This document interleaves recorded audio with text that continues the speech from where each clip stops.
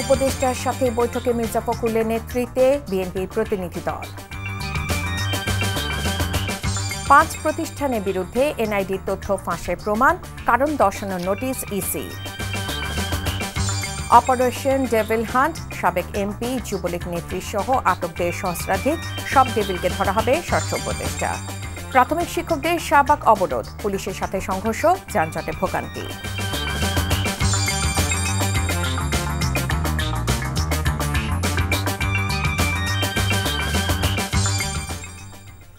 আসসালামু আলাইকুম, রায়কা আল হোসেন স্বাগত জানাচ্ছি এনটিভি সন্ধ্যার খবরে। ক্রাউন সিমেন্ট শিরোনাম দেখছিলেন, এবার চলুন পুরো খবরে। অন্তর্বর্তীকালীন সরকারের প্রধান উপদেষ্টা ডক্টর মোহাম্মদ ইউনূসের সঙ্গে বৈঠক করছে বিএনপি।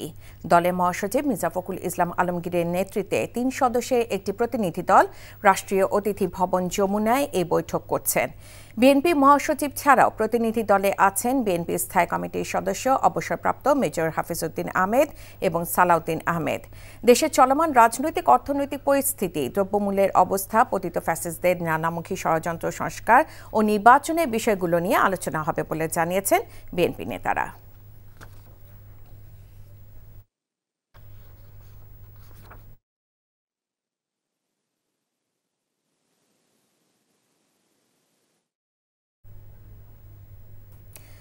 নতুন বাংলাদেশ গড়তে একে অপরের সাথে মারামারির সুযোগ নেই জানিয়ে প্রধান উপদেষ্টা অধ্যাপক ডক্টর মোহাম্মদ ইউনূস বলেছেন, স্বৈরাচারের সুবিধাভোগী অপরাধীদের আইনের আওতায় এনে বাকিদেরকে নিজেদের দলে নিয়ে আসতে হবে।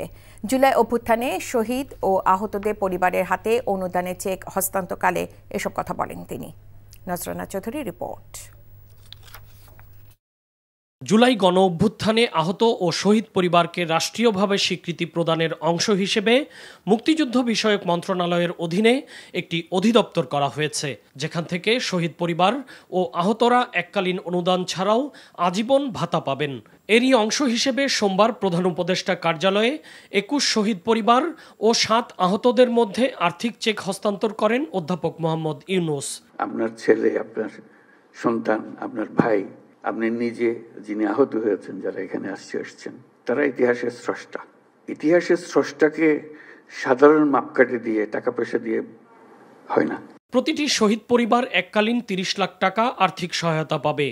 এর মধ্যে চলতি অর্থবছরে 10 লাখ এবং আগামী অর্থবছরে বাকি 20 লাখ টাকা দেয়া হবে। নতুন বাংলাদেশ গড়তে হলে জাতির মধ্যে কোনো ধরনের বিভাজন কাম্য নয় বলে এ সময় মন্তব্য করেন প্রধান উপদেষ্টা। তোমরা বলার সময় বলেছো যে আমাদের এখানে স্বৈরাচারী সরকারের লোক বসে আছে, তোমার গ্রামে আছে, তুমি কিছু করতে পারছো?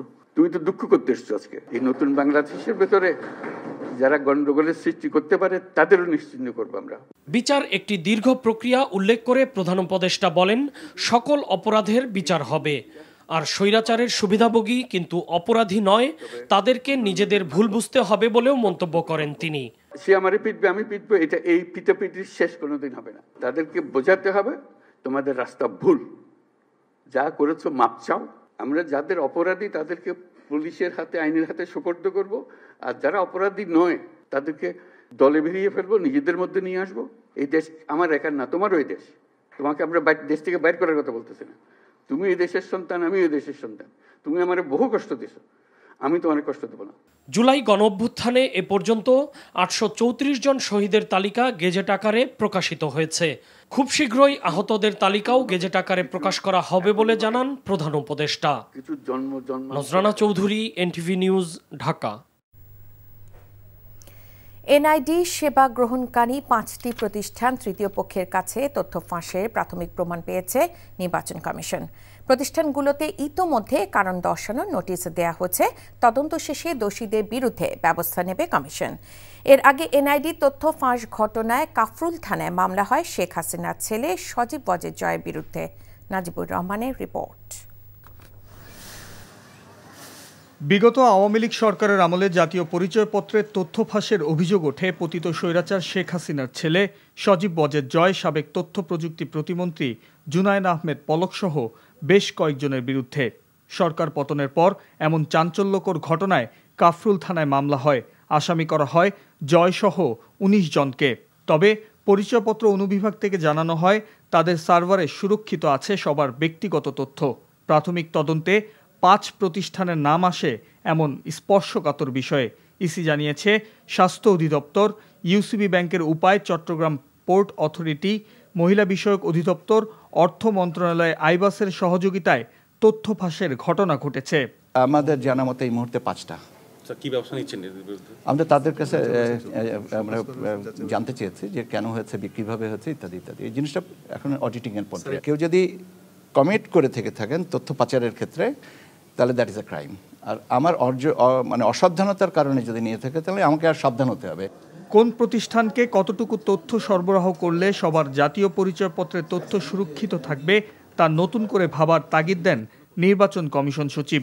এখন আমরা নতুন করে আবার অন্যান্য সেবা গ্রাহকদের সাথে একটা চুক্তির ব্যবস্থাটা করতে হবে। এখন এক একজনের চাহিদা, তথ্য চাহিদা এক এক রকম।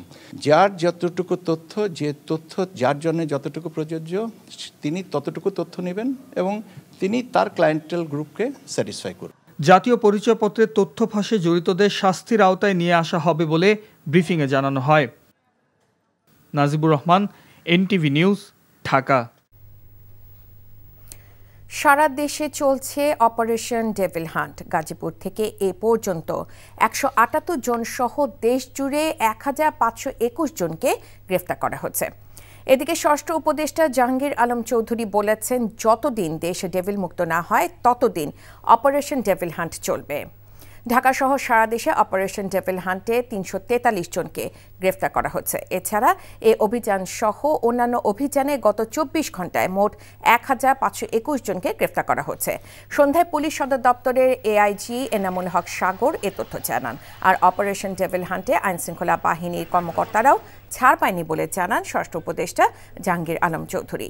দুপুরে রাজশাহী জেলা প্রশাসক সম্মেলন কক্ষে আইনশৃঙ্খলা বাহিনী ও সরকারি বিভিন্ন দপ্তরের কর্মকর্তাদের সাথে মতবিনিময় সভা শেষে এসব কথা বলেন তিনি। এই অপারেশনটা চলবে অতদিন পর্যন্ত যতদিন পর্যন্ত ডেভিল এখান থেকে মুক্ত না হবে। এখন যারা শয়তান তারাই ধরা পড়বে। এখন ছোটো শয়তান কি বড় শয়তান এখানের ভিতরে নাই, শয়তান ধরা পড়বে। ডেভিল হান্টে যে বড় শয়তানদের ধর, ইভেন এখানে দেখবেন ডেভিল হান্ট ডিক্লেয়ার করার পরে ইভেন আমাদের আইন শৃঙ্খলা বাহিনীর কর্মকর্তাদেরও কিন্তু আমরা ছাড় দেই নেই।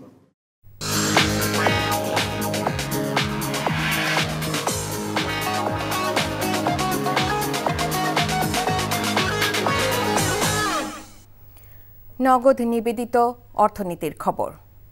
নীতি সুদহার অপরিবর্তিত রেখে চলতি বছরে প্রথম 6 মাসের মুদ্রানীতি ঘোষণা করেছে বাংলাদেশ ব্যাংক, যাতে মূল্যস্ফীতি কমানোতে প্রাধান্য দেয়া হয়েছে এবং জুনের মধ্যে মূল্যস্ফীতি 7 থেকে 8% নেমে আসবে বলে আশা করছে কেন্দ্রীয় ব্যাংক।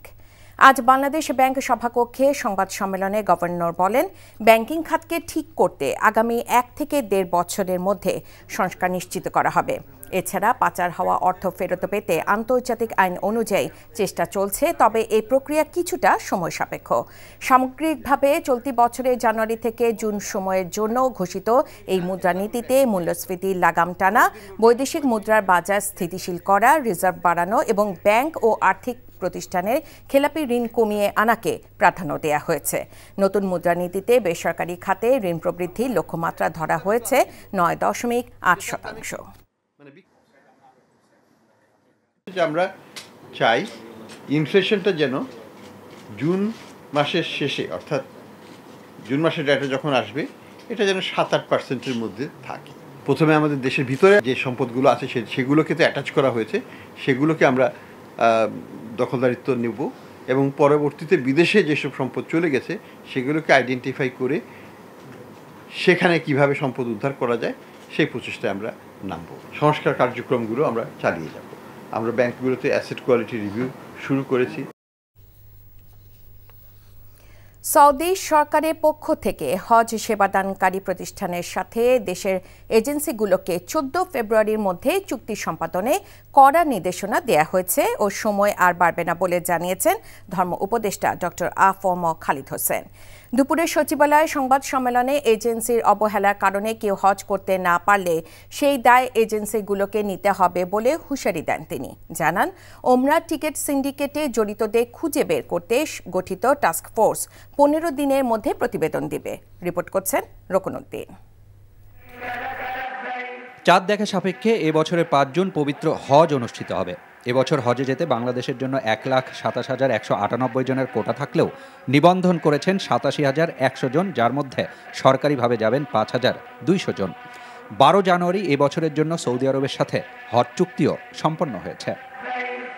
সোমবার সচিবালয়ে আয়োজিত সংবাদ সম্মেলনে ধর্ম উপদেষ্টা জানান, হজের সময় থাকা, খাওয়া ও পরিবহনের জন্য দেশটির সেবাদানকারী প্রতিষ্ঠানগুলোর সাথে 14 ফেব্রুয়ারির মধ্যে চুক্তি সম্পাদনে কড়া নির্দেশনা দিয়েছে সৌদি আরব।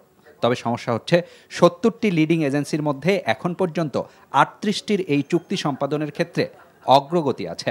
এর আগে ওনারা চিঠি দিয়েছেন, চিঠির ভাষাও একটা কড়া, ডেডলাইন 14 ফেব্রুয়ারি, এবং এটা কোনোভাবেই বাড়ানো হবে না। এজেন্সির অবহেলা বা গাফিলতির কারণে কোনো হজ যাত্রী, নিবন্ধিত হজ যাত্রী হজ করতে না পারলে সে দায় সংশ্লিষ্ট এজেন্সিকে নিতে হবে। এই দায় কোনোভাবে সৌদি সরকার কিংবা বাংলাদেশের ধর্ম বিষয়ক মন্ত্রণালয় বহন করবে না। আর সিন্ডিকেটের মাধ্যমে ওমরার টিকেটের দাম বাড়ানো হচ্ছে স্বীকার করে এখন থেকে নাম, পাসপোর্ট নাম্বার ছাড়া গ্রুপ হিসেবে টিকিট বুক করা যাবে না বলেও জানান ধর্ম উপদেষ্টা। এই যে অস্বাভাবিক মূল্য বৃদ্ধি করলো, দ্বিগুণ, ত্রিগুণ, চতুর্গুণ, এর সাথে কারা জড়িত? স্বরাষ্ট্র মন্ত্রণালয়ের সিনিয়র সচিবকে সভাপতি করে 7 সদস্য বিশিষ্ট তদন্ত কমিটি গঠন করা হয়েছে। 15 কার্য দিবসের মধ্যে কমিটি প্রতিবেদন দেবে। এবছর হজে শিশুদের নেওয়া যাবে না বলে জানিয়েছে সৌদি সরকার। আর হজের সময় ভাড়া কমাতে সৌদি সরকারের অনুমোদন পেলে আগামী বছর বাংলাদেশ ও সৌদি আরবের বাইরে টেন্ডারের মাধ্যমে নতুন ক্যারিয়ার নেওয়া হবে বলেও জানান ধর্ম উপদেষ্টা। Rokon Uddin, NTV news, Dhaka.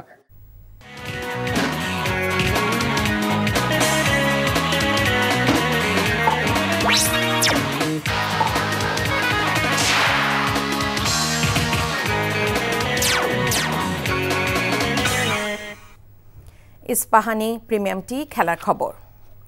Champions ট্রফির আগে অনুশীলনের সময়টা যথেষ্ট না হলেও টুর্নামেন্টকে ঘিরে বড় স্বপ্ন দেখছেন বাংলাদেশের দলের head coach Phil Simmons.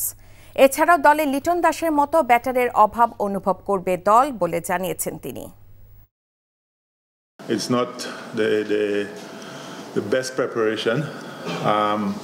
The one thing I would put is that they were playing cricket and they were playing white ball cricket. ওয়ানডের আগে টি-20 খেলাটা সেরার প্রস্তুতি নয়, তবে যেহেতু তারা সাদা বলে ক্রিকেটে খেলেছে এটি ইতিবাচক। আগামী কিছুদিনের মধ্যে আমাদের ভালোভাবে প্রস্তুত হতে হবে।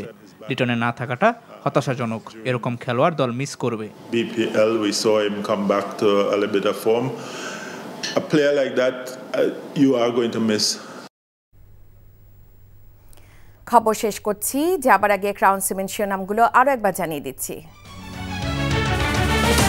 প্রধান উপদেষ্টার সাথে বৈঠকে মির্জা ফখরুলের নেতৃত্বে বিএনপির প্রতিনিধি দল। 5 প্রতিষ্ঠানের বিরুদ্ধে এনআইডি তথ্য ফাঁসের প্রমাণ, কারণ দর্শানোর নোটিশ ইসি।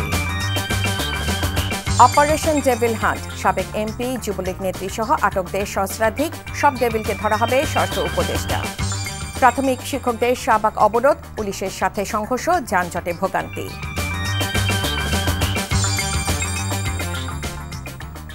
এই ছিল সন্ধ্যার খবরে। এই খবরে ভিডিও সহ আপডেট জানতে ভিজিট করুন NTV অনলাইন www.ntvbd.com। এছাড়াও NTVর জনপ্রিয় সব অনুষ্ঠান ও খবরের আপডেট জানতে ভিজিট করুন আমাদের ইউটিউব ও ভেরিফাইড ফেসবুক পেজ। রাত 10:30 রাতের খবর দেখার আমন্ত্রণ জানিয়ে বিদায় নিচ্ছি। এতক্ষণ সাথে থাকার জন্য সবাইকে ধন্যবাদ।